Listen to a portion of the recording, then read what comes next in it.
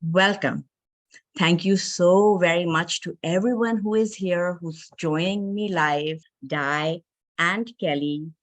And I cannot be more thankful for you to taking out the time to come and to speak to me and to speak to our audience. Okay, a little introduction about myself.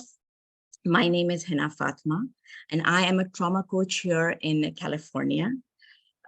Most of my clients that I work with have some form of trauma or PTSD. I help them overcome their fear, guilt, resentment, which creates a lot of self-doubt and holds them back, right? And so my area of expertise, is basically helping people feel safe, feel confident, feel in control of themselves and feel worthy.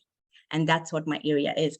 And today our guests will basically be sharing their stories with you, their traumas with you, and I might share a bit of my trauma as well, and how it has affected us and how it affects our current relationships and how we've managed to live or create the life that we have right now. Right. Before we start, I would just like to kind of say that our third guest, she is a hypnosis practitioner. She's a Reiki master and spiritual healer. Her name is Pippa. She is not able to join us today because she had a miscarriage last week. And so it's very unfortunate. And I would like for all of us to take a moment to, send her our prayers and our healing energy to her and her family. She is unable to join. Topic of today's discussion is basically reclaiming love, healing trauma to build better relationships, right? And let's face it, how many times do we struggle in maintaining good relationships in the present with the people who we are living with, who have nothing to do with what we go through or have gone through as a child or as a teenager? When we experience trauma, especially for me, my trauma resurfaced after 15 years. I thought I had healed, right? And I had to kind of do therapy all over again. I had to relive it all over again because all the threats and all the uncomfortable, the feelings, and they were coming up, right? And so if we do not heal from our traumas, we will bleed on people who did not cut us, right? A few days back, I did a masterclass on betrayal trauma. What is betrayal trauma? It's basically when we feel that we're being violated in some way, our safety is jeopardized, we feel unsafe, right? And we feel we're not in control because there is shame, there's guilt. We feel somehow we are responsible for it. We feel somehow either we caused it or we're responsible, that we did not do anything to stop it, right? And so then that creates a lot of, that self-doubt, that negative self-talk, that bully in our mind that keeps telling us, oh, you're not good enough, you can't do it, you're not worthy of it, you're responsible for what happened to you, right? And we start questioning ourselves, questioning our own abilities and strengths, and and we lose our self-esteem. And so if I am threatened and if I am cautious, if I am fearful, how will I allow other people, especially people we love, especially people who we want to be vulnerable with, how will we allow to establish that trust, that relationship with them, right? And so that is why it's so very important to take care of ourselves. My first guest, I would like to introduce her right now. Her name is Ciruolo. She is an author, a motivational speaker, a justice advocate, and a foster care survivor. And she is actually sharing the first chapter of her book with me today. And I happened to read it, and it was so raw and painful. Welcome, Di. How are you doing? Thanks so much for having me. I am doing great. How has your day been today? You're in Massachusetts, right? Yes, I am in Massachusetts. It's going to be 80 today. Thank goodness. We're starting to get into the summer finally. Yeah. So my kids Yeah. are in school, so you don't hear anything going on in my house. I am amazed by that myself. Same here, same here, same here. So I was reading, the first chapter that you shared, and I will actually like to, quote it. You wrote, a cultural rule of foster care is that you never tell someone else's story. Our stories and our experiences are all we have, and we share them with each other to build the trust and relationships we were denied in our own birth families. And this is true for abandoned queer kids as well. I think if the kids who were around then and living this way with me were still around today, they'd be just as sick of this as I am, but they aren't. They're dead or in prison or trying to die. I've always felt that empty space should be held in memory, but now I see that my silence isn't doing that. Why did you decide to break that silence? So it has been my experience in this life, and I am grateful. I'm 40 now, so I'm grateful that I have come to this conclusion so early on, that we will continue as people to be, if we have felt like we've maybe gone past a trauma, that we've healed from it, we don't have to deal with it again. I have found that life will represent it to us in a different way, right? So when I went through sort of my trauma about how school went for me, I was like, oh, I don't have to worry about this anymore because I'm out of school now. Woo, here we go. We never have to worry about that again. But then I had children. And now I am going through those same sorts of things, not because necessarily the school my children go to is unsafe or any of those things, but because I am being triggered by that trauma that I have not dealt with. And now it's even more intense because I'm going through it with my children. So what I'm realizing is that if I don't deal with my own stuff, then I will go through it with them, just with like the stakes being so much higher. So just to sort of harken back to what you were saying about how sometimes, I mean, I'll be honest with you, I guess the reason I wrote the story finally was because I have a daughter now. So I mean, as you were saying, we have a tendency to blame ourselves for some of our traumas and sort of, it becomes this dual consciousness, right? Because our abusers will sort of make it our fault. Like, oh, this was your fault. You could have stopped this, or any of that sort of thing that we hear so often. And that permeates sort of into our memory of the events, right? So for me, as my daughter started to grow, I saw her as this on fire person who loved life, had so many questions, didn't think anybody was better than her, totally unstoppable. And I'm looking at her and realizing how much she would have been like me, how much I would have been like her, how much my Yeah, inner child probably looks exactly this way. yeah, And I felt this rage building in me, this mother's rage about, I can't even describe it. It just felt so primal to me. I was so outraged by people who had accepted this on my behalf, by people who had done these things to me, by people who ignored it and didn't do anything at the time. And I sat down to write one story, and then suddenly the book poured out. And it got to a place where I had to start like, okay, we're only going to write about this little section, and now we're going to schedule it into our day, and then we're going to make sure we have resting time. It became this whole thing. It just all tumbled out of me. And the more I saw my children, the more I interacted with my children, the more I realized how parents really were in this day and age. I was just like, I just grew in intensity and wanting to talk about what I had experienced because I realized how different and wrong it was. mm. I know, And right? and not just that, just to imagine, like, okay, so I mean, if you don't mind sharing, Please. Yes. how did you end up there? Like, because, like, I mean, it might be something very, very personal, but how did you end up in the system? What happened? So in my early days, in my earliest days, so when I was 3 or so, I got on sort of the radar of social services when I wasn't, God, I guess the earliest version of this is I was malnourished as a child. And I wasn't gaining weight the way that they felt I should be. And some of the band-aided reporters at the preschool I was at had started sending home pamphlets on childhood nutrition, which my birth mother was throwing away.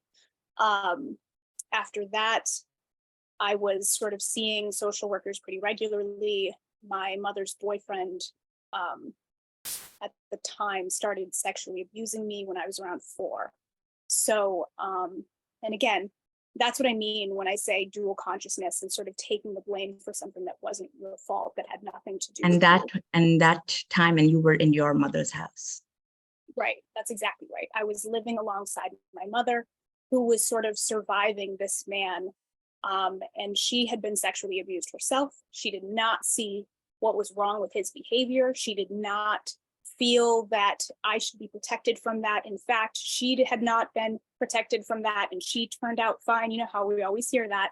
And maybe that's what we think. Maybe she did not know what to do. Maybe she was so dependent on him, you know. So that's part of it. And yeah. I get into it in the book. So I don't want to spoil for anybody, but I do get into it in the book. When I was younger, I very much thought that this was, okay, well, maybe she didn't know any better. Maybe she was too young. Maybe she was on medication or any of these things. But as I got older and I started to reflect and became a parent, I realized I was ignoring her agency in favor of the narrative, right? So it occurred to me, maybe she's complicit. Maybe I need to look at the things that she was doing and the abuse that she was participating in the light of an actual mother, which was myself.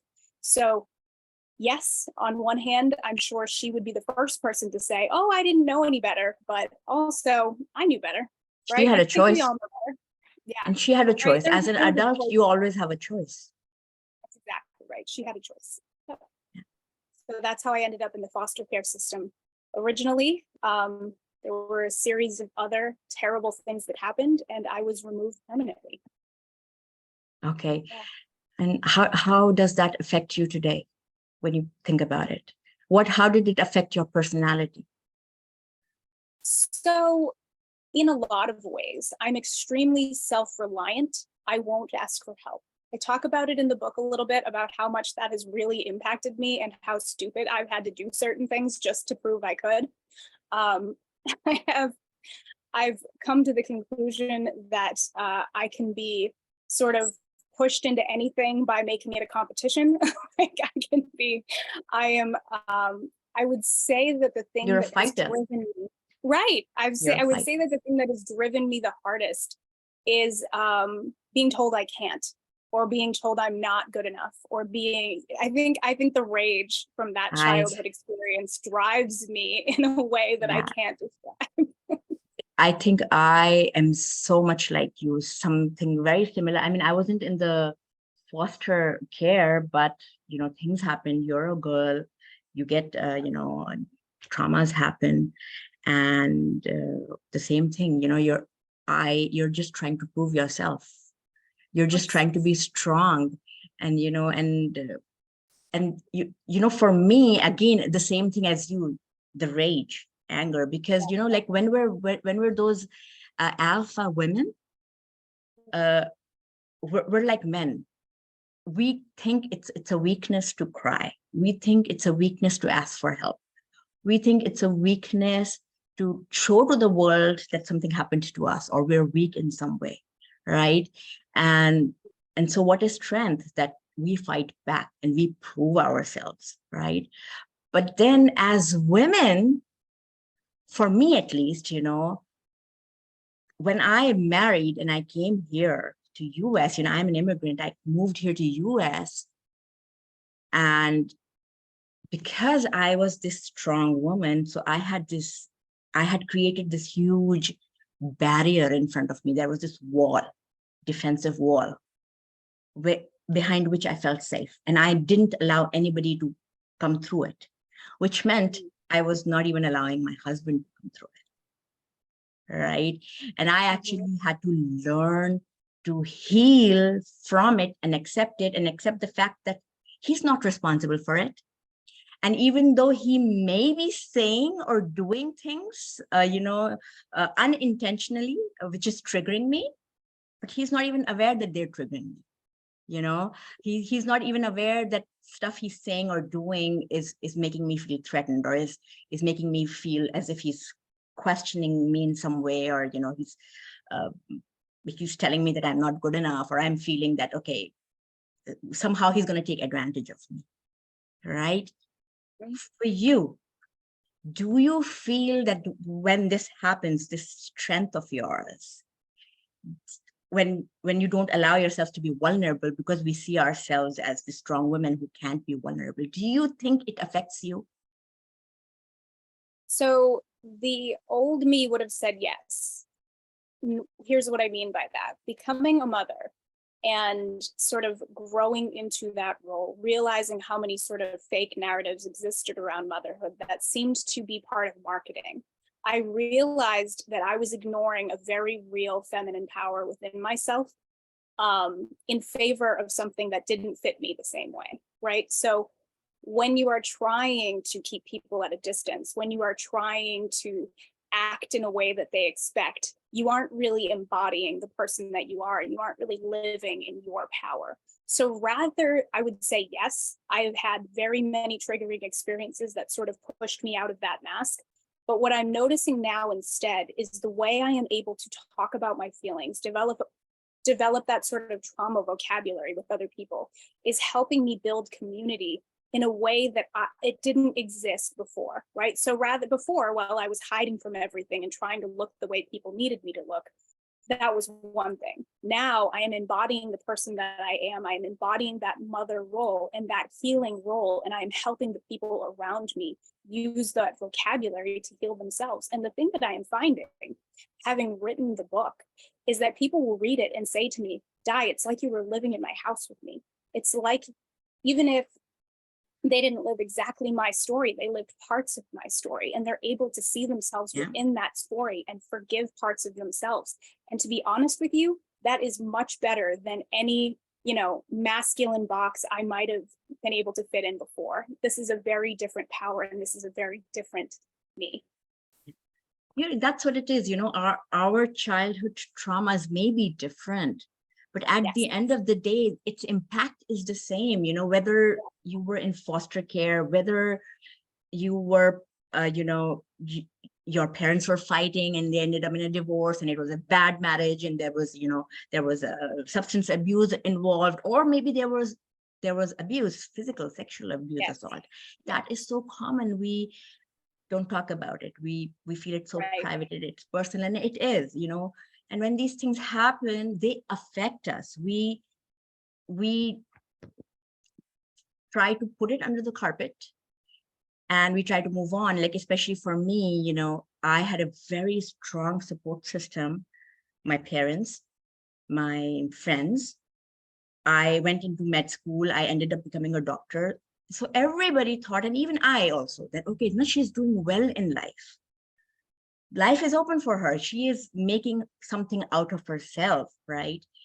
And then I get married and I come here, and now I'm alone, and now I'm with this man who I hardly know. I'm married to him, and now he's doing and saying things which I don't understand, and there are things or stuff that I'm doing or saying which he doesn't understand.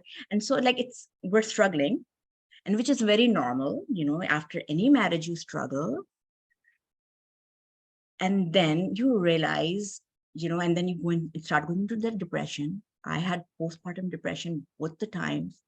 And then you go to your therapist and they tell you, well, it's your trauma, because you've been violated so many times that you're like, you're in this. I had become like fighter, not in just the sense that I'm a fighter, I'm a survivor. I was actually enraged, and I was blaming him, although I was not doing it consciously, but I was blaming him for whatever that had happened to me, because I'm like, I see him as that man as well, right? And that's how it is. So, okay, anyways. betrayal trauma.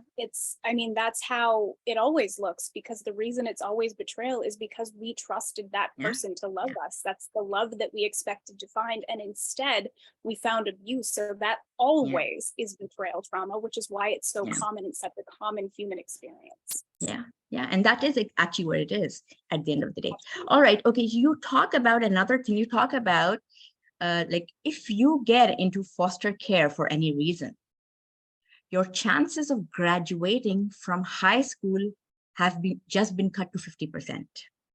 And for graduating from college, that's 3%. And if you go to a junior college first and then try to go to a 4-year school like they tell you to, you will almost certainly drop out with no degree. Tell me about that. So basically, what happened was I decided that I heard from everyone around me that I needed to go to college. I was so smart. I needed to do this, that. I was concerned about the how, but eventually I aged out of foster care and became homeless because the woman I was living with, who I thought was my mother, because she was a full-blown narcissist and had constantly been telling me, you need to earn my love. You need to treat me like a real mother, so that if you would like to be treated like an actual person or like an actual daughter. And of course, now I'm 40, I understand what was happening. But at the time, I was thinking, okay, I need to work harder. I need to try harder. But I age out and I don't have anywhere to go. So I had some friends living in Atlanta at the time, thankfully, who said to me, Di, why are you trying to live, all on your own in Boston? You should try it here in Atlanta first, where things are cheaper, and maybe you can find your way here. So like you do when you're in your 20s and can make a stupid choice like that, I took everything I had and I moved across the country to Atlanta. After a little while of working and sort of acclimatizing to the community, I realized so many more folks there had lived adjacent circumstances to what I'd been through, and it let me know that I could make it. So I put myself in college at Georgia State University. I went ahead and got a 4-year degree. I did a great job there. I was involved in a lot of the local organizations. I met Jane Goodall. I like to tell everybody because it was awesome. So I like finally, when people get out of the system, there is no system to help them out, to help them create a life for themselves now? sometimes there is transitional housing that exists in certain circumstances. That was not what happened for me.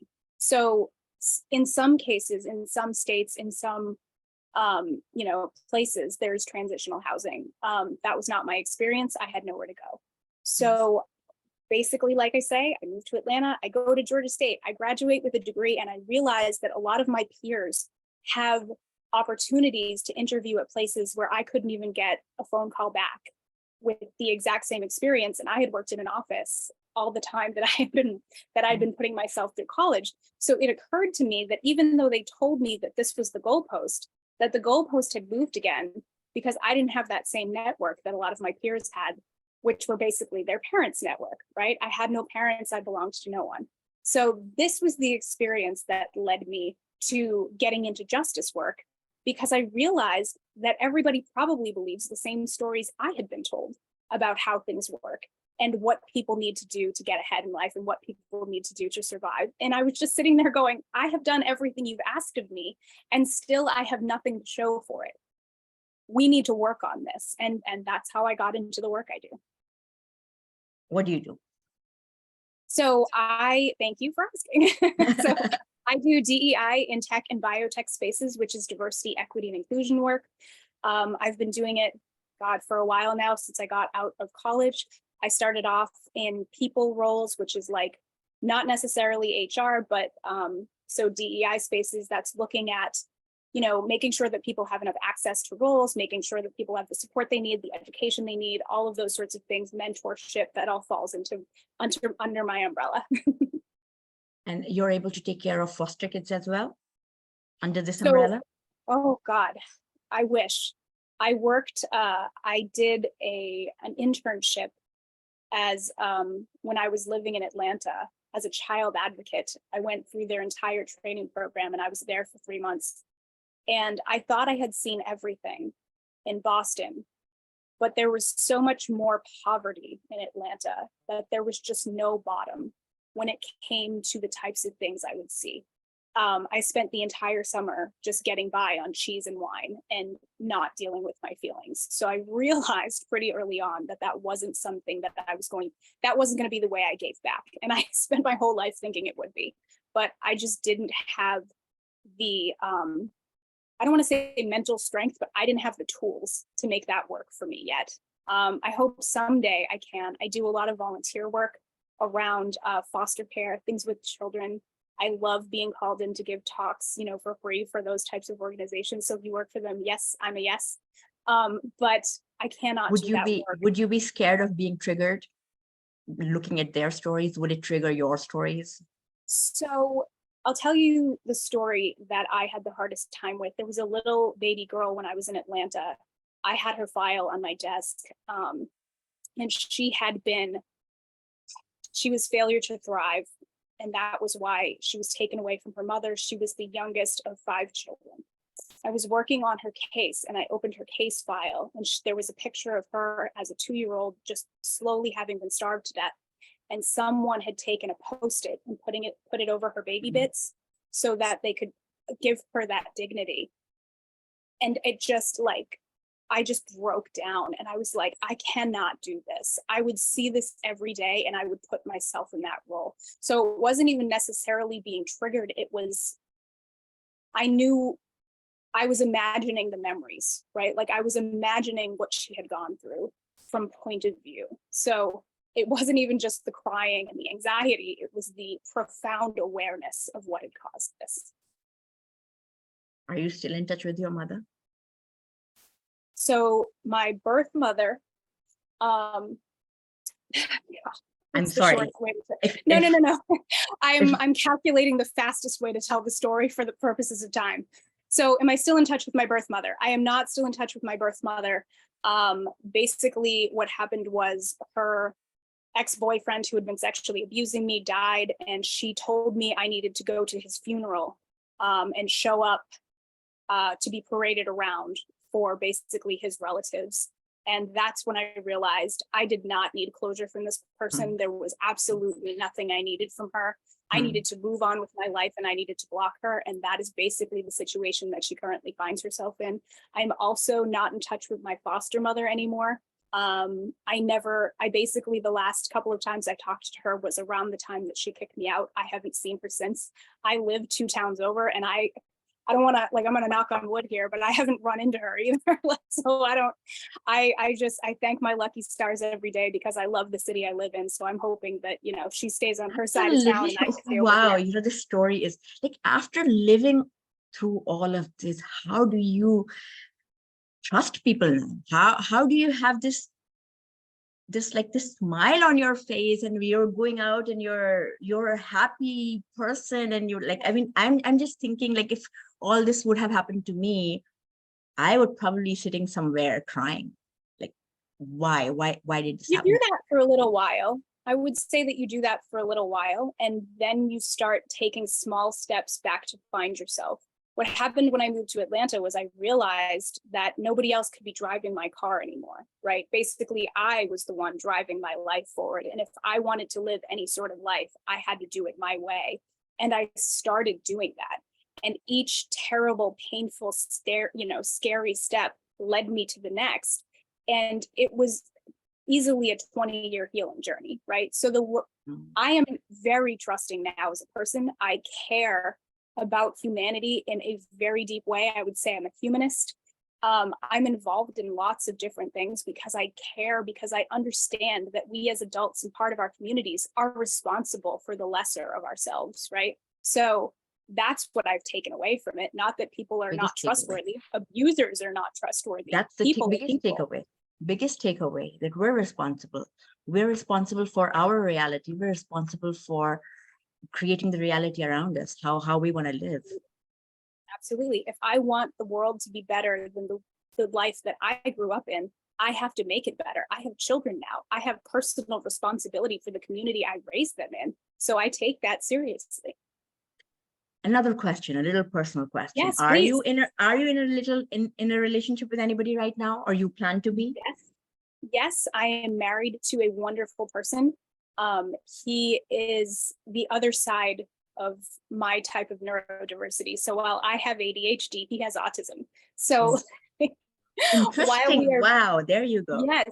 So while we are both incredibly dysregulated and constantly chatting about like how this might work out, and we'll laugh about something that's happening out in the world, and I'm like, I bet this is one of those things that we can't see. I bet this is a boundary we're tripping over. This is probably one of those things. Do you think this is one of those things? Do you know what I mean? So like, he makes sure that I feed myself. I make sure that like he doesn't constantly think that he's not good enough for the jobs he does. Like, I'm constantly like his supporter and his cheerleader, and he's the one that makes sure all the things that need to be regulated get regulated, like You eating both and take drinking. care of And each other. So that's exactly right. you're both that nurturer, and then you're the That's exactly nurturer right. We're for both him that nurturers. you didn't have. That's You right. know, We're exactly the opposite side of the same coin. And we have children who have ADHD, and we raise them in a different way than we were raised, not in judgment of sort of his parents or anything else, or the way people used to be parented, but more with an awareness of what is needed to develop with our types of brains. Does that make sense? So yeah, how we yeah. think about things are different. Yeah, of course, of course. And it's important for people to know that, see, these people, I mean, look at their lives, and if they can make it, we can make it too. Any suggestions, any advice for people out there who are struggling, people who have had traumas, who've been betrayed, who've been violated, whose trust has been shattered, and they're still trying to find themselves. They're maybe still in those shadows, still in that darkness, and they're trying to find their way. They're trying to find who they are, their identity. Because before you start working on somebody else or with somebody else, you have to find your identity first, right? Yeah. What would you tell them? I would say stop avoiding the feelings and the pain of it. Stop avoiding it. The longer you avoid it, the more times it's going to come back around. So instead of, and I'm not trying to say don't have a drink, whatever. I definitely will get off of a heavy call, that I've been on for 2 hours, and I will have a glass of wine. I'm not trying to suggest anybody that I'm perfect here. What I'm saying is, the longer you avoid those feelings, the worse it gets. It's like a wound that you leave festering. Yeah. So take it a little bit at a time. It's like an elephant, you eat one small bite of at a time. Because I will tell you this small story. How I raised my children, not in my trauma. I can only not raise my children without my trauma if I have dealt with it. And here's how I know. So even if I am avoiding something because of my trauma, that will still be passed on to them. I am afraid of sharks, right? I don't swim in the ocean because I am afraid of sharks. Now, do I want to teach my children that sharks are scary and they shouldn't swim in the ocean? No, we live beside Massachusetts. We live in Massachusetts. There are beaches here. So I haven't told them that I'm afraid of sharks. But what they've noticed is that I don't swim in the ocean. So what they have realized is that the ocean must have something scary in it that I am afraid of if I don't swim in the ocean. So have I still passed my trauma down with my avoidant behavior? Yes. Right? So if I want to raise them not in my trauma, I have to deal with it. And that sucks. Nobody knows how hard it sucks the way I know how hard it sucks. And I hate to be here telling you that there's not a silver bullet fix. But the only silver bullet fix is to sit and settle and start writing. Like, if I would say, get a journal, write it all down, write your story. Once you write your story, you will realize that you are probably remembering your childhood as a tiny adult. You are probably remembering your childhood with more agency than you had. You are probably blaming yourself the way your abusers blamed you for the things that they did to you. Once you are able to sort of lay out what happened, you are able to realize, oh my God, I've been remembering this completely wrong. Or these two things were happening adjacently at the same time. Like, I cannot even tell you how many things you will realize if you start writing these things down or do any kind of art, but definitely feel the feelings, sit with the fear, sit with the anxiety, talk it out with a coach. Don't avoid it. The longer you avoid it, the longer it's there. Time does not heal anything on its own. Yes, and that's what I tell people to own your story. You need to own it. You need to accept it. You need to feel it and sit with it. As you said, you sit with it and say, yes, this is part of my story. I am part of this story. It's unfortunate it happened, but it's not the first time. It's not the last time, and it's not the only time. Things are happening. Worse things are happening out there. What can I do about it now? I can either sit and sulk and cry and let it affect people around me, my relationships, my children, and they suffer because of me, because they are seeing their mother sitting with her trauma and not being able to deal with it. Yes. Or I can take charge of my life. That's exactly right. You can own it, or it can own you. Yeah. That's it. Yeah. Thank you so very much, Dai, for joining me, for sharing your story. It is very heartwarming to listen to your story. It's beautiful. She has written 2 books, I believe. The second one is called Indomitable, which is her life story, I believe. Please tell us a little bit about that. And then about your first book too. So, trying to keep this short. So I wrote my second book, Indomitable, because I wrote my first book on the work that I was doing in the DEI space with tech. And basically after that, everybody was like, this was not the book you were supposed to write. Where's the foster care book? I don't know if y'all have children, but it's very much the same experience. You have a kid and then somebody asks you, when the next one's coming, like you didn't just grow a baby, right? It's the same thing. So I just released my second book, Indomitable. It's basically my foster care memoir, basically my whole memoir, where I talk about sort of all of my learnings through trauma and through healing. I kind of like to show a blueprint so that people could see themselves in the story and just read it and see what it sparks in you. Because a lot of times folks will ask, well, Di, what's the takeaway? What should we do? Yeah. And it's like, you should read it and see what opportunity presents itself in your own life. There isn't a magic, there isn't a magic cure-all. There is no framework.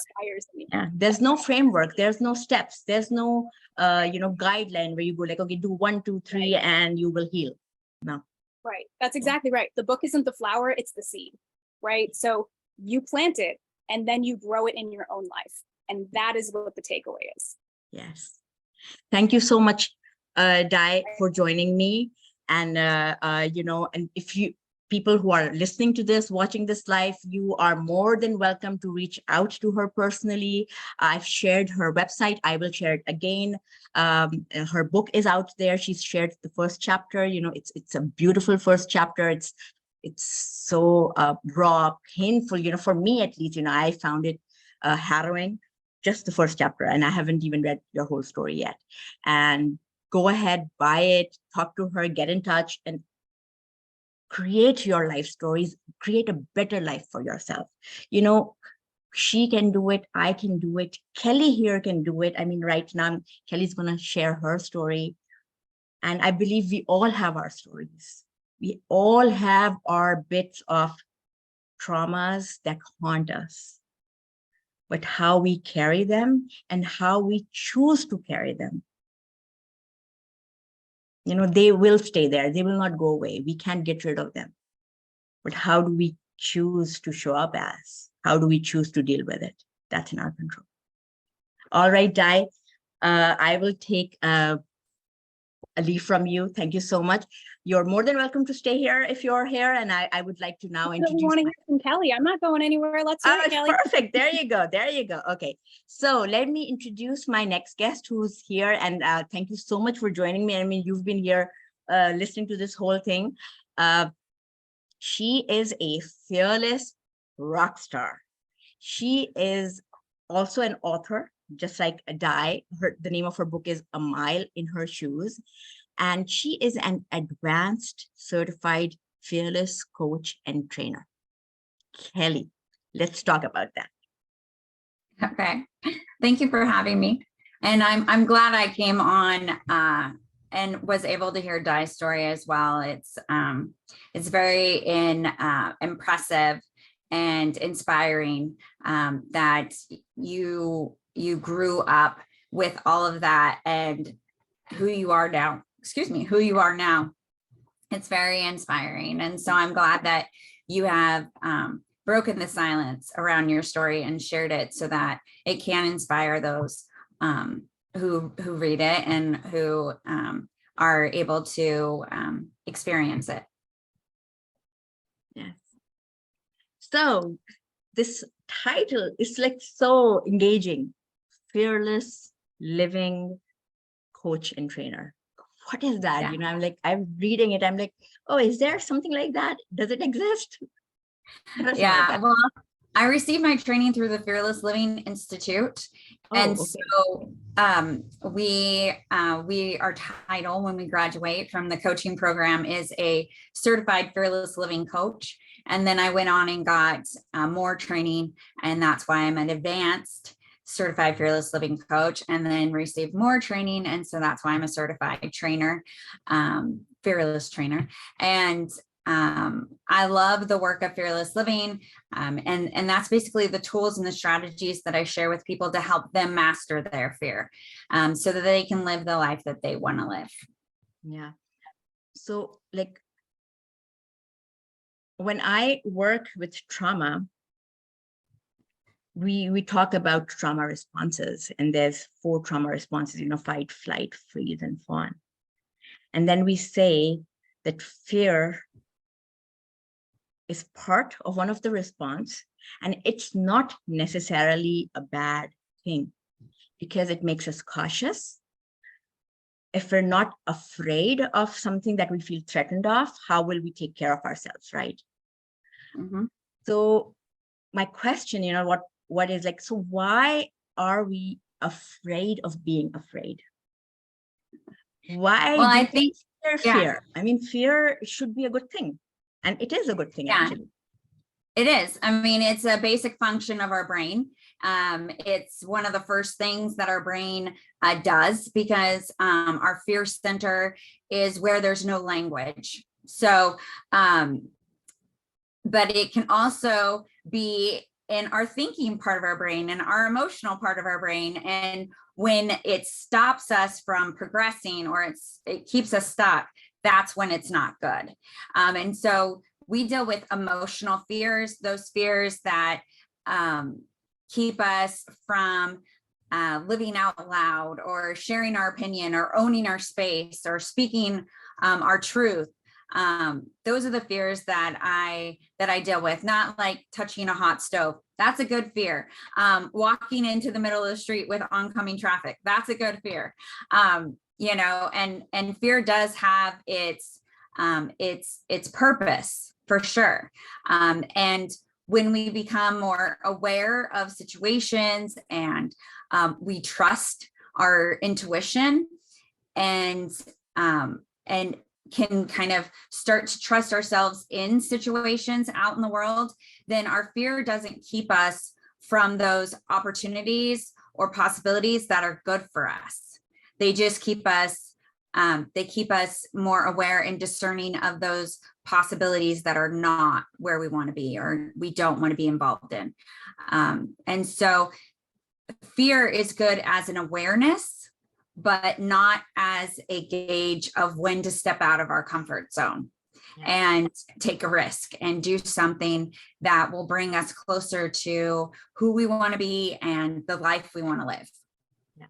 So like there is one is when you want to feel safe. That's where fear is good. You know, we all want to feel safe. It's fear is a mode of survival. We want to survive, right?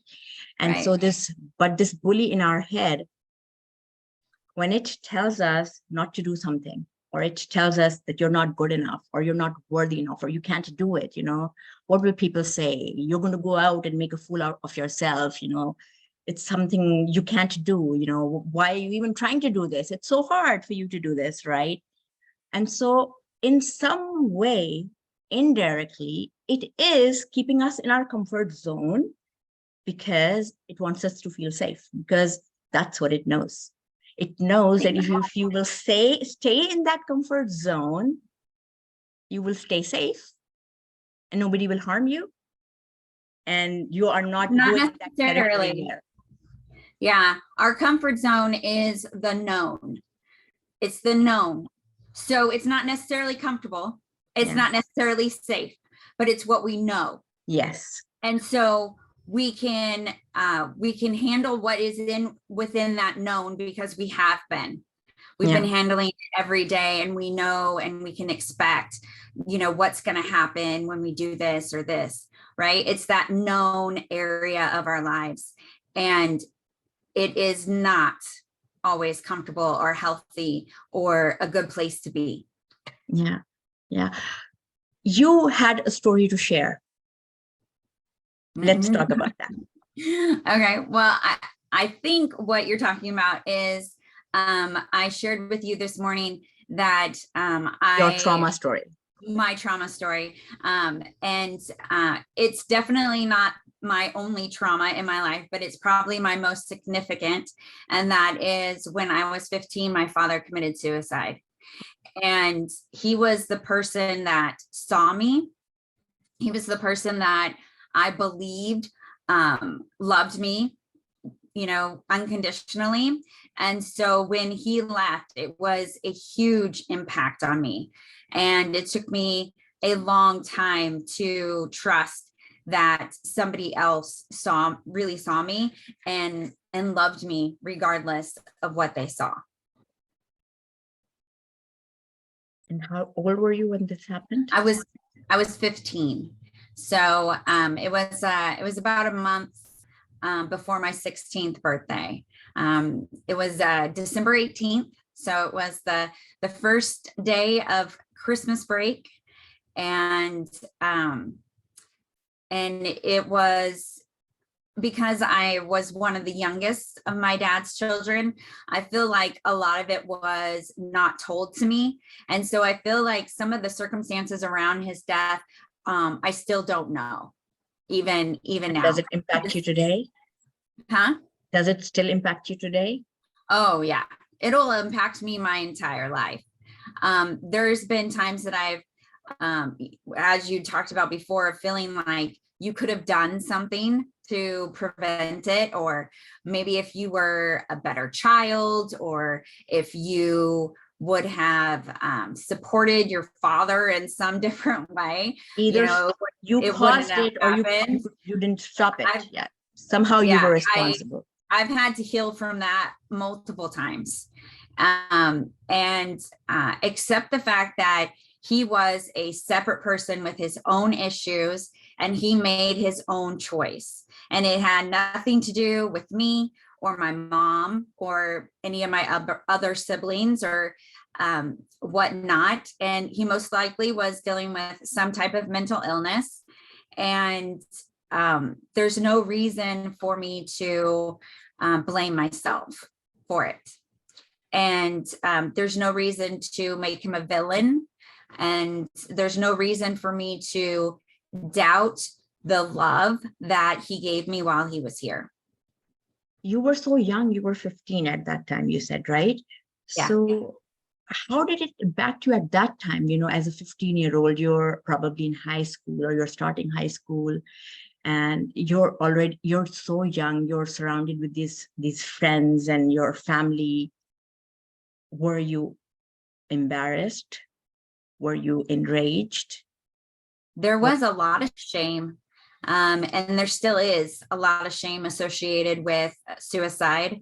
And I actually have a fundraiser that's called Break the Silence that I do once a year. And we have a Facebook group if you want to check us out.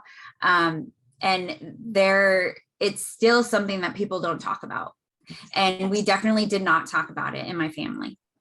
It was not something that we talked about. And my father has 9 children, and none of us talked to each other about it. There was an occasional circumstance where I would talk to my mom, but even that, it was something that just was not.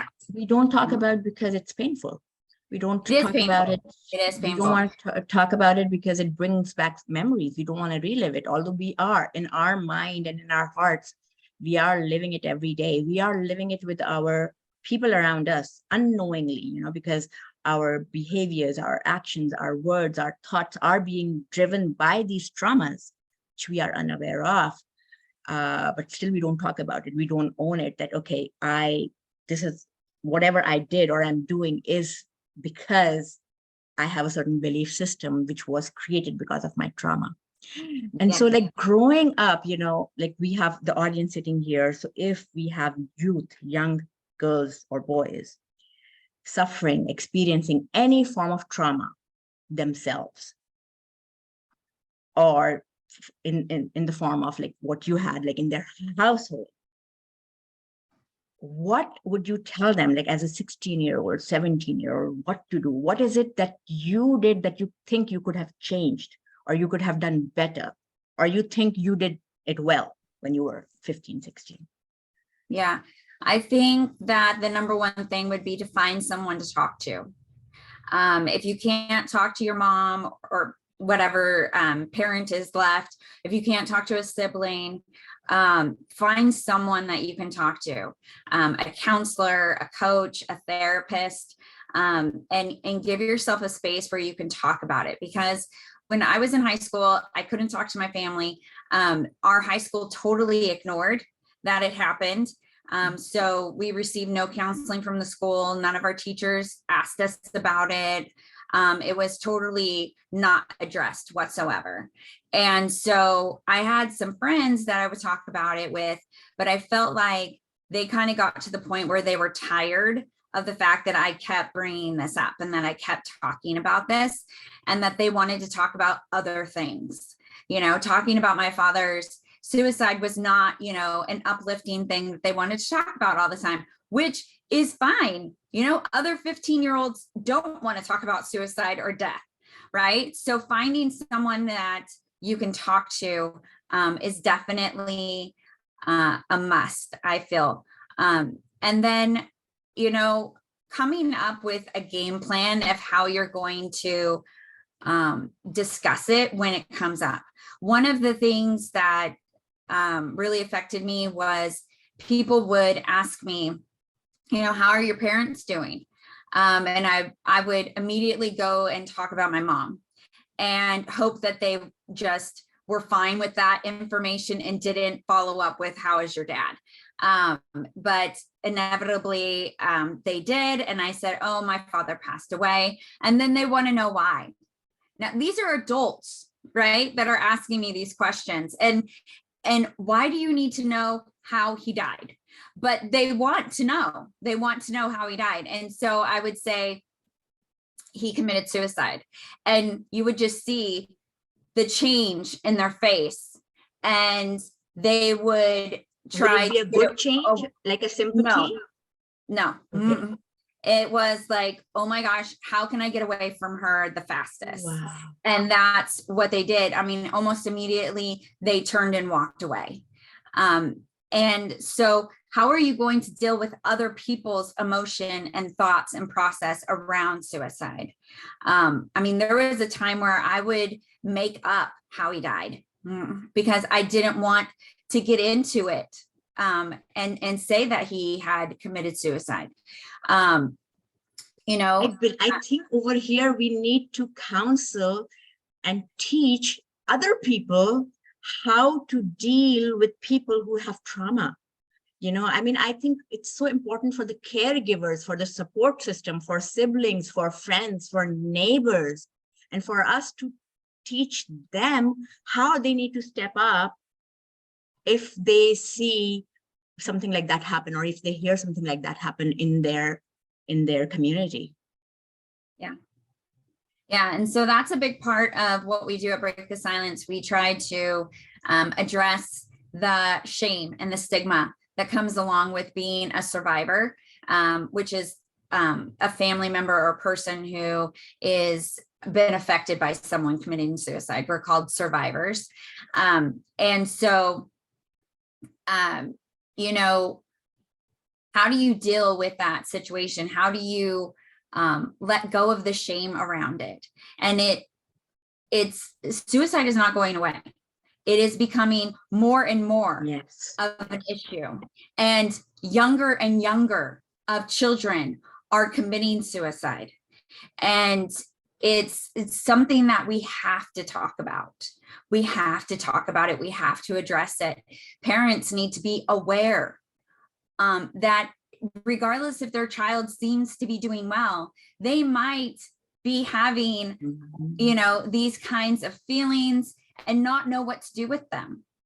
Yeah, Not like know mine. who Yeah. to go to or who to talk to or how to reach out.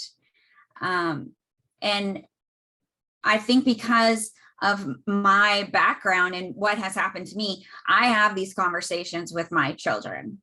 But not all parents have these situations, and so those conversations might not be happening, but they really need to be happening, and they need to be happening in the schools, where all of the children are. And just like there's so many other subjects that should be taught in school, mental health needs to be something that we discuss in schools, because so many people are affected by mental health, and there is shame and stigma around that too. And it just needs to be something that we don't see people as less than because they have a mental health issue, or ADD or ADHD. I have ADD too. And so, if you have a learning disability or there is something different about you, it does not mean that you need to feel bad about yourself or feel like you're left out, because everybody has something. Everybody has something that makes them different, that they're challenged with, a trauma that they're dealing with. They look different, but everybody has one.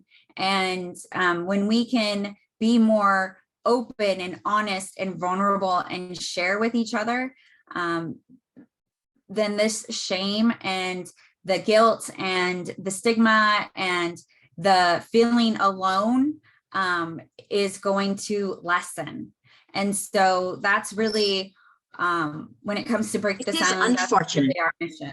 It is unfortunate that mental health is not taken seriously. And even, as a doctor myself, having gone through a med school, I mean, I can say this, at least for me, from where I studied, even in med school, doctors are not taught mental health the way it should be taught. They're taught about, okay, yeah, you have schizophrenia, or you have like ADD or ADHD, or you have any personality disorder, major depression, and then it's a disease, and this is what's happening in your mind. It's treated as a disease, which it is, and we forget the human part of it. We forget, the personality part of it, and that's what it is. When a real person, for example, I will have depression, or I will have trauma or PTSD or something like that, and people will not consider it that it's a disease. Doctors are thinking it's a disease, and that's what they're teaching the world. That's what they're telling the world. Hey, consider depression a disease, just like diabetes is, just like hypertension is. But no, when you have diabetes, when you have hypertension, there are medications, you're controlling it. It's not affecting your moods. It's not affecting your relationships. It's not affecting the way you're living. Mental health affects you. It kills you, right? We don't talk about that, and we don't want to talk about it, and we don't want to own it.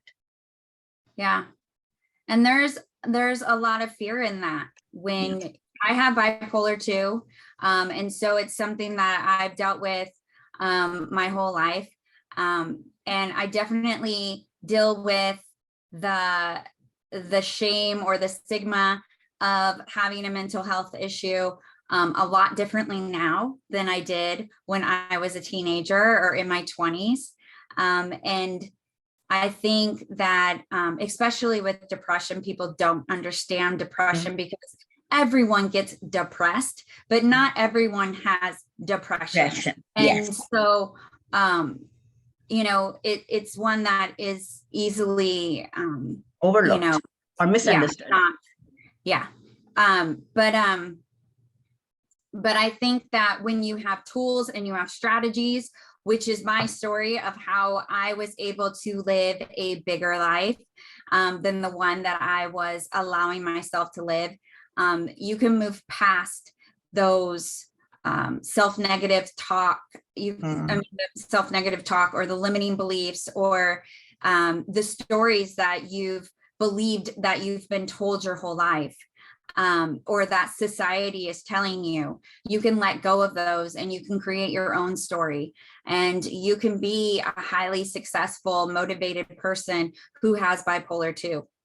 Yes, yes, yes. And it doesn't have to hold you back. It doesn't have to make you different, though. I mean, what is normal anyways? There is no normal. Yeah, yeah. You know, you can have as big of a life as you want. It doesn't have to hold you back. It doesn't have to be an excuse that you use. It can be a strength. And I think that that's something that we're not taught. Tell the audience about the different workshops that you do. I know there is one that is offered for free, which is What is Fear? Tell us about that. Yeah, what is fear? So it's kind of that foundation information of what is fear and what is its purpose, and you know, how we can really understand that voice and tell the difference between our voice of fear and what we call our voice of freedom. And so that we can start that process of listening to our voice of freedom instead of our voice of fear, so that we can step out of our comfort zone and start creating a life that we want to live, not the life that we've been given or we've accepted. And it's yeah, so it's foundational. So it's that building point of understanding of fear. And then I believe you have other workshops as well. Yes, thank you. Yeah. And then we have follow-up workshops. We do one a month, and we teach the 4 basic skills of fearless living. So we deal with letting go of expectations, letting go of excuses, letting go of complaining, and letting go of beating ourselves up. And I think a lot of people tell you don't do it, but they don't share with you how to not do it. And so we teach you how. We give you the skills and the tools to practice so that you no longer beat yourself up. Or if you do, you catch yourself sooner in that process, and you turn it around and you shift it. And as you continue to practice these skills and tools, I promise you it's going to change your life, because I saw it change my life. So, and I've been living these tools for 18 years. So and I continue to trust myself more. I continue to be more fearless. I continue to step out of my comfort zone, and my comfort zone is a whole lot bigger now than it was 18 years ago. And that's something that is doable, you know, step by step. And, you know, part of that is healing, but a lot of it is becoming aware and choosing and being willing to do something different. And acknowledging and accepting that. Yes. Yes. Right. I believe you have a presentation that you want to share. Yeah. So I would love to. I came prepared. Oh, I need permission to share my screen. So I wanted to share a tool with all of you today. And the best way that I could do that was to walk you through a process, and PowerPoints help me keep me on track. So All right. Maybe if you just make me a co-host, that would do it. Yes, I'm trying to see. I don't see a co-host thing. I just see directly make you a host. So let me see again if there's a co-host option. If you go into participants, yes. And then 3 dots next to my name, yeah. There should be an option to co-host. If not, I am sorry. it's just to make a host. So I'll make you a host, and I hope it doesn't stop the recording or anything, or it doesn't stop the live stream. I hope it doesn't do that. Okay, let's do it. Okay. Okay, awesome. Okay, so let's see. Good to see it's still recording and it's still live. Yes. All right. Yay, it all worked out. So I wanted to talk about finding confidence today after trauma. And so how can we start that process of finding ourselves, as we've been talking about today, of making those different choices?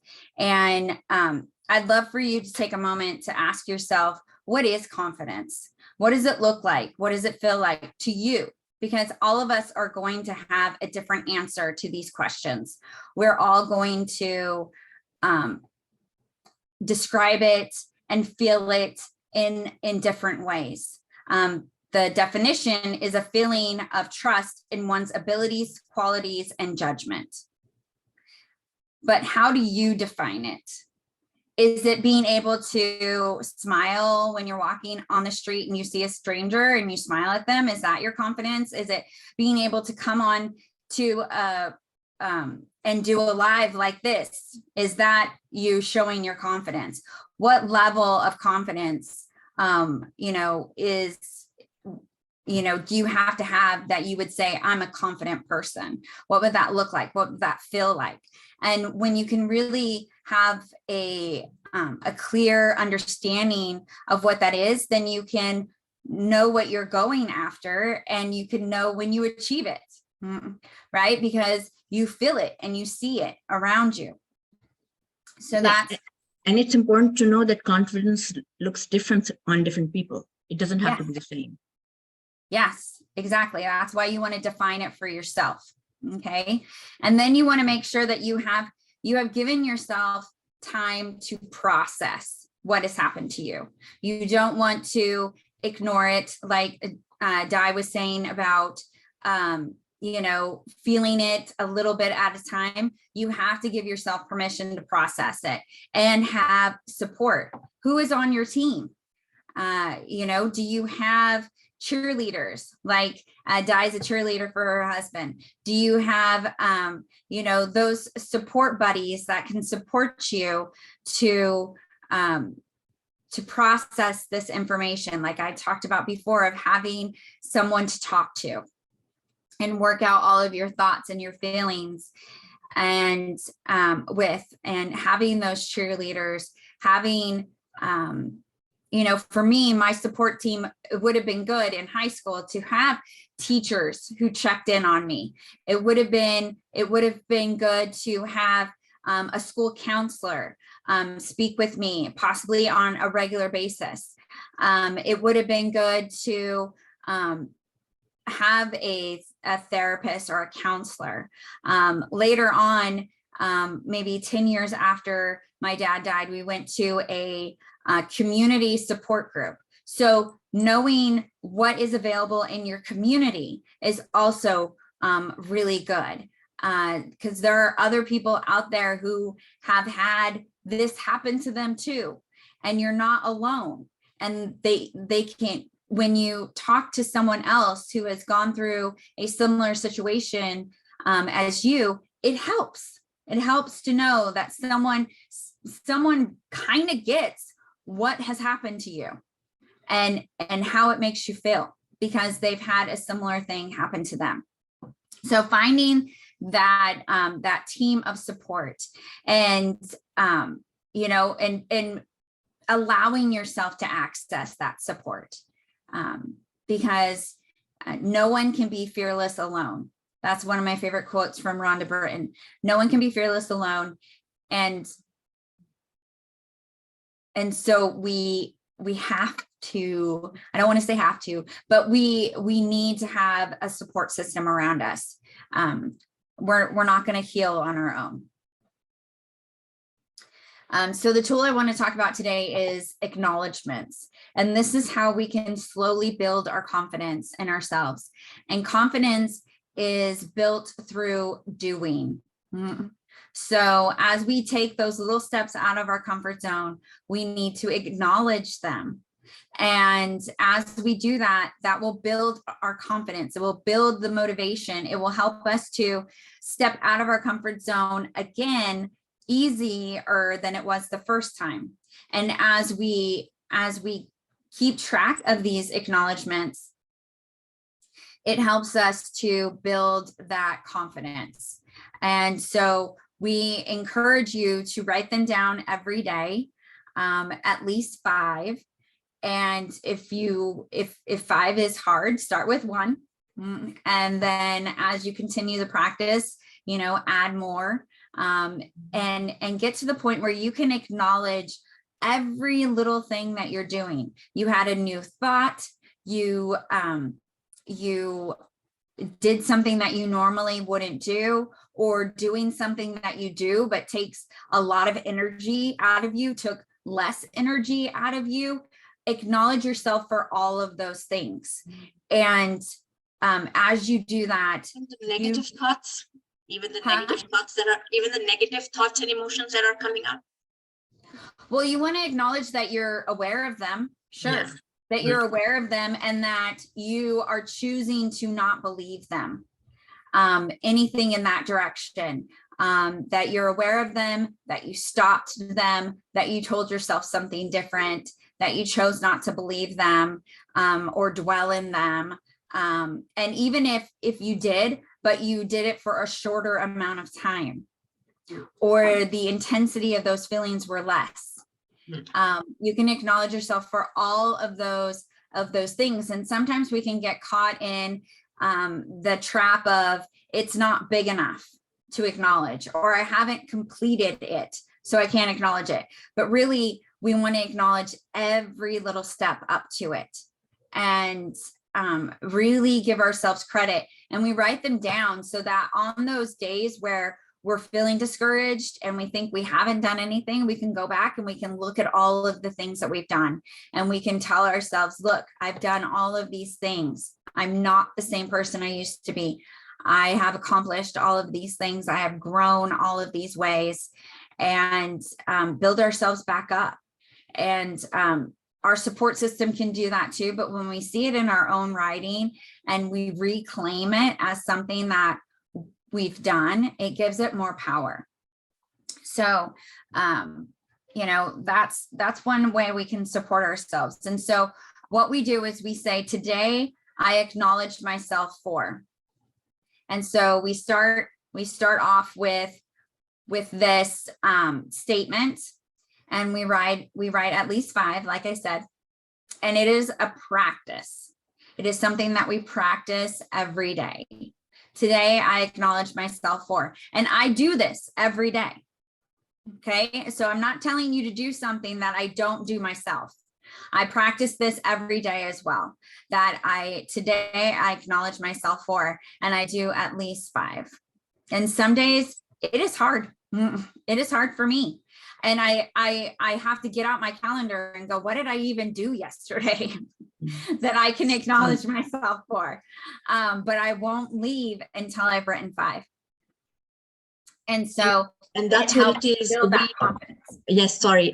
And that's what it is. Sometimes we forget to acknowledge the good or positive things in our life. Like, we're so much in our negative thoughts that we don't know that there's something good that we did today, or something good that happened to us today. And we just like to dwell in that negative emotion all day long. Yeah. Yeah. And so we want to give ourselves this tool to practice in shifting that mindset. Yes. And shifting the way that we think about ourselves and what we do. And as we do this, it will help us completely shift the way that we think about ourselves. I was able to go from thinking I couldn't really do anything by myself to doing all kinds of stuff by myself, and having confidence and trusting myself to be able to handle all sorts of things. When I was a kid, I didn't think I was going to ever get married. I wasn't going to have kids. And now I've been married for 22 plus years and I have 6 kids. Wow. So For you.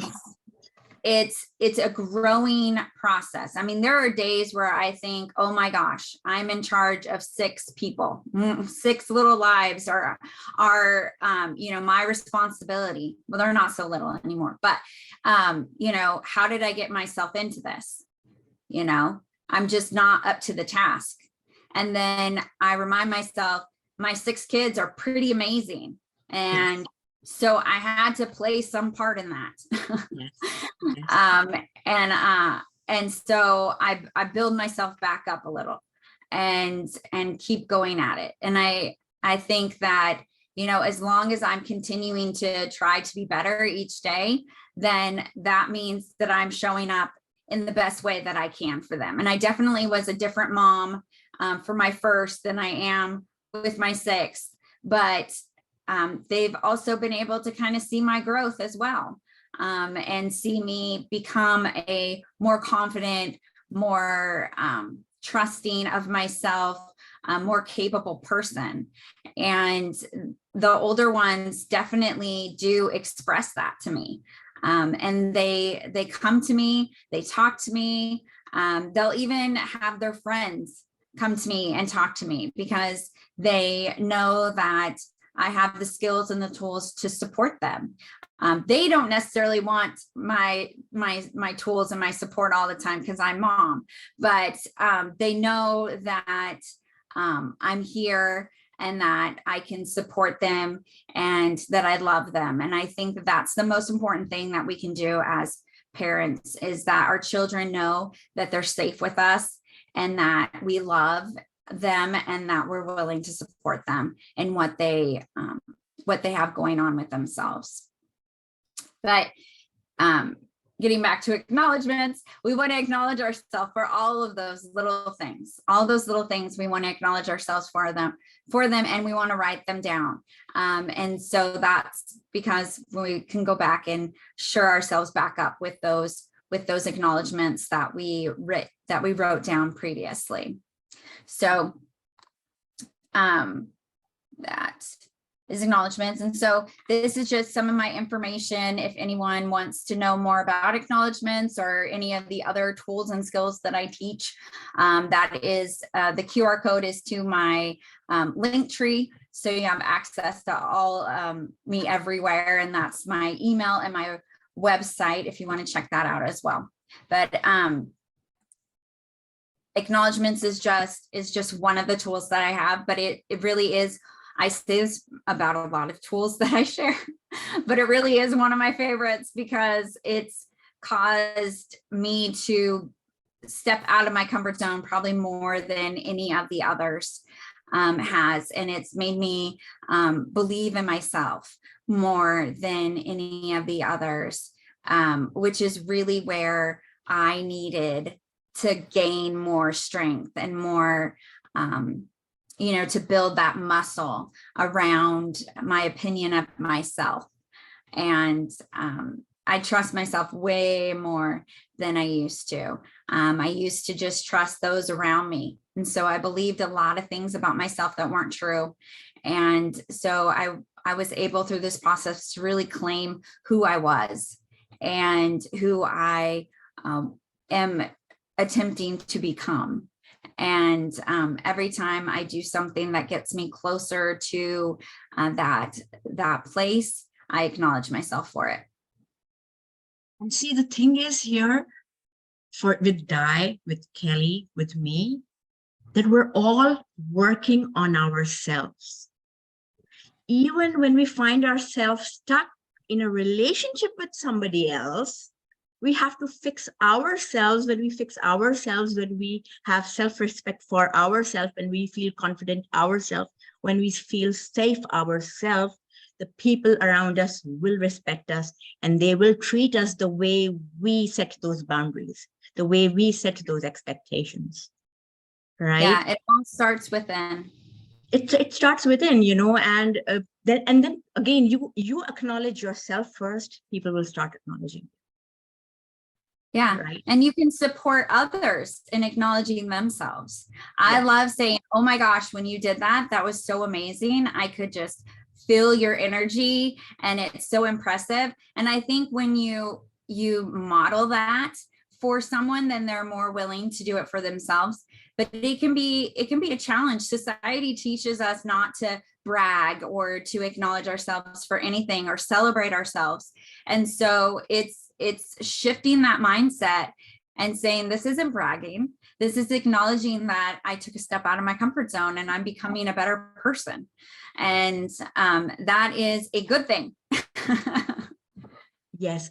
And it just brought this thought in my mind that when we're in a family, when we're in a support system, when we're with friends, when we're with our children or with our partners or our in-laws or even our parents or wherever we are, we must also acknowledge their struggles. We must also acknowledge that if they are dealing with our traumas and with our demons that we have and with our tantrums and with our whatever, low self-esteem issues and the way we are behaving, they are dealing with it, right? So they have their own issues too. And so just having this thing that they support us only with the way we are, and we do not support them and we do not acknowledge them, or we do not listen to them. Like maybe they said something to trigger us unintentionally, we got triggered, we did something which we weren't supposed to. And what did we do in return? We hurt them, right? We did something to maybe escalate the situation, right? And so, and now what we're doing is we're constantly blaming that other party. They started it. It's because of them. They did it. They said this. They're responsible. So whenever anything happens in any when there are multiple people, it's everybody's fault. And you start looking at yourself. Where did you go wrong? What you can fix, and where you can acknowledge the other person, where you can forgive the other person, or where you can at least accept and say, yeah, I acknowledge the fact that, okay, you behaved this way because I called for it. I called it out, right? It's just something that came out, because that's what happens. That's what we do when we're so focused on ourselves. We're like, I was traumatized, and so you have to love me and you have to accept me with my trauma. Well, you have to love them too. It's both ways, right? Another thing that came up was you talked about since you yourself had your father, he committed suicide. Mm-hmm. So when teenagers or people, they have these suicidal thoughts and they feel hopeless and helpless, so many people come to me, they feel like they have so much going on in their life, but still they're like, they're so stuck, they feel there's nothing for them. Like literally there was this one girl who even said to me, if I die today, nobody's gonna miss me. And I'm like, what about your kids? And she goes like, well, my husband will remarry, he'll bring in another wife, he'll bring in another mother. How do you deal with that? How do we deal with that? What do we tell these people? Mm-hmm. Yeah, well, that's more work for therapists. But because as a coach, I take people from where they are and I move them forward. I don't necessarily go backwards and figure out all of the whys they are where they are.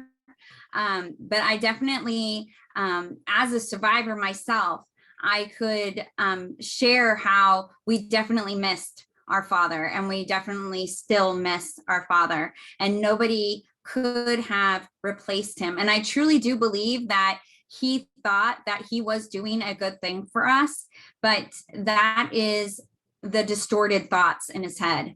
And so I would definitely encourage them to seek out professionals who can support them with unraveling those thought processes and getting to the core of where the trauma started, or what caused them to first start to believe that people would be better off without them, possibly get on medication or some other type of therapy that's going to support them in releasing those type of that type of thought process.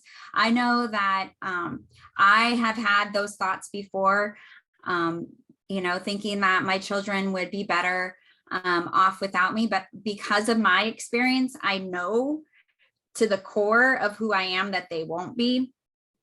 And so that keeps me from even going down that road. But someone who is going down that road, I mean, they need to get support like right away, and not push it off any longer. Yes, definitely. And Plus, there will be people they've been in the who will miss darkness way too long. Yes, and that there will be people who will miss them. They have a purpose, even if it's not, they don't see it around them right now.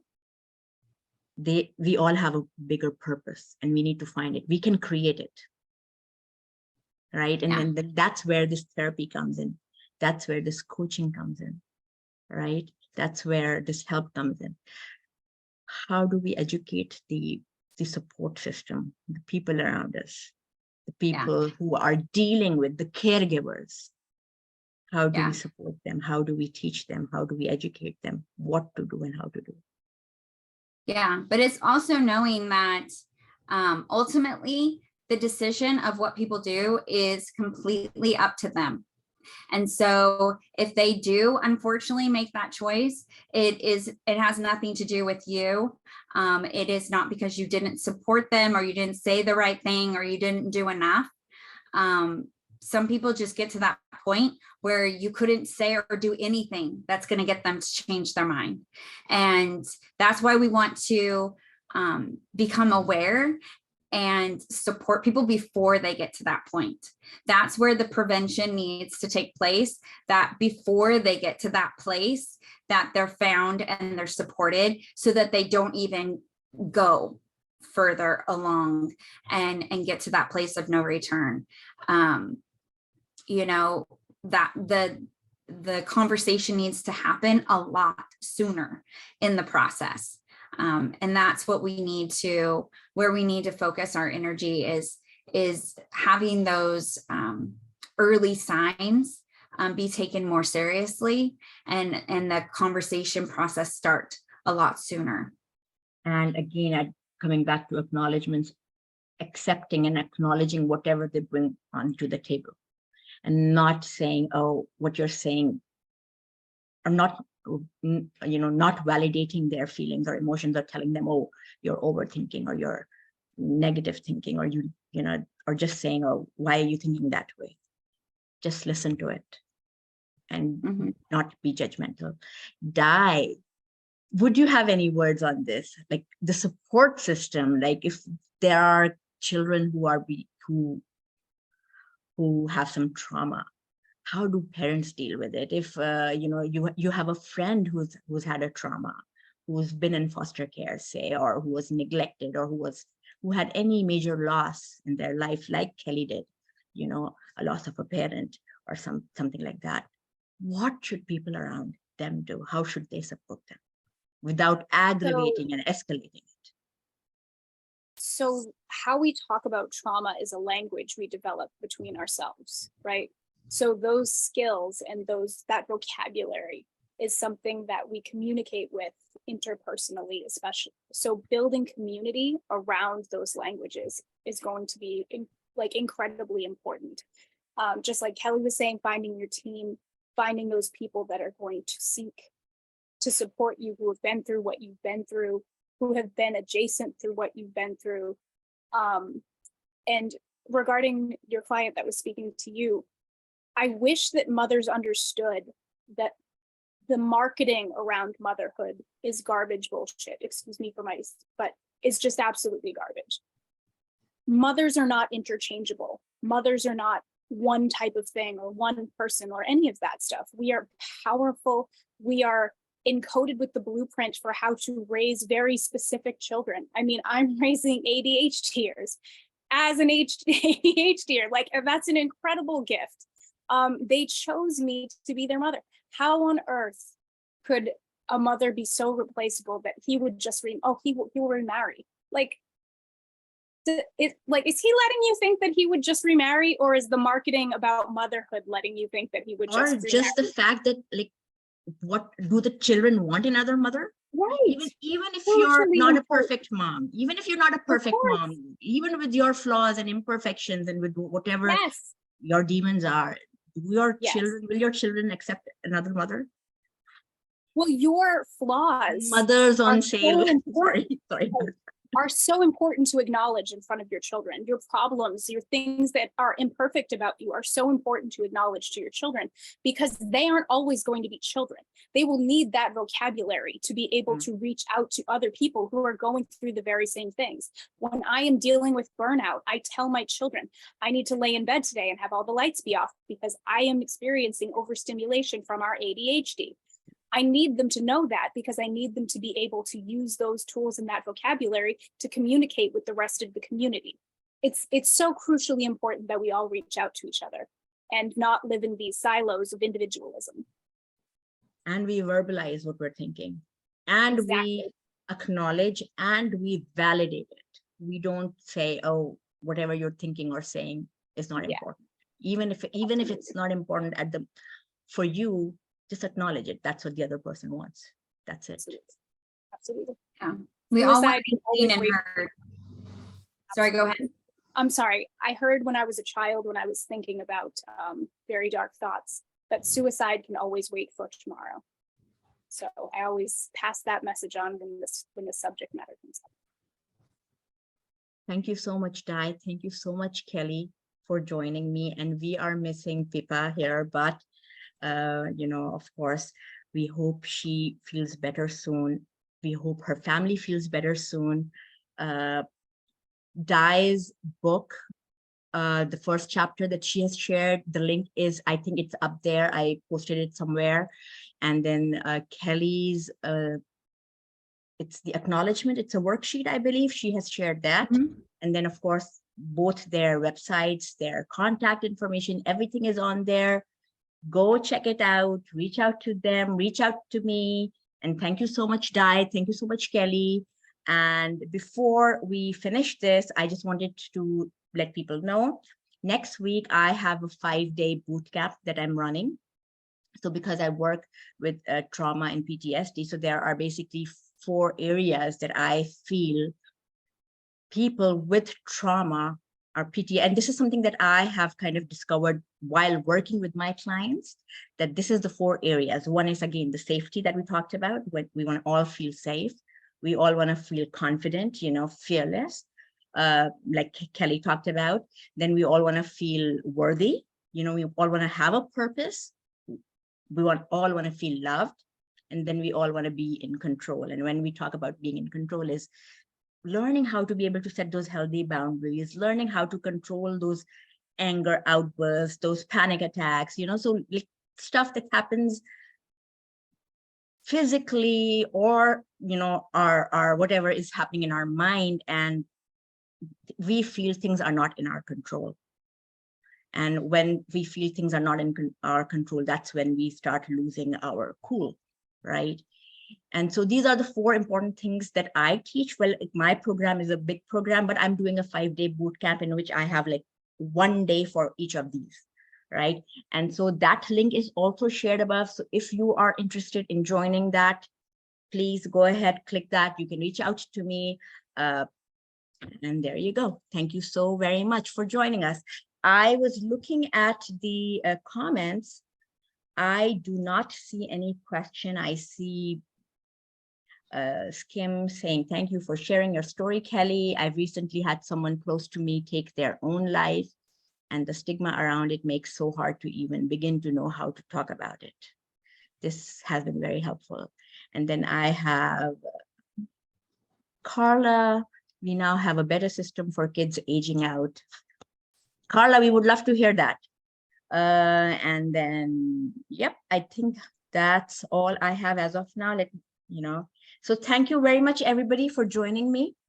And if you have any questions, you can reach out to Di directly. You can reach out to Kelly directly. You can reach out to me directly. Have a good day. Thank you. Bye-bye.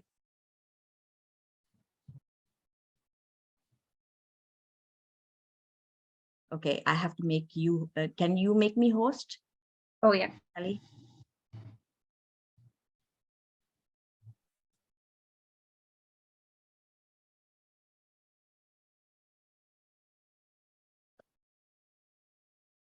There you go.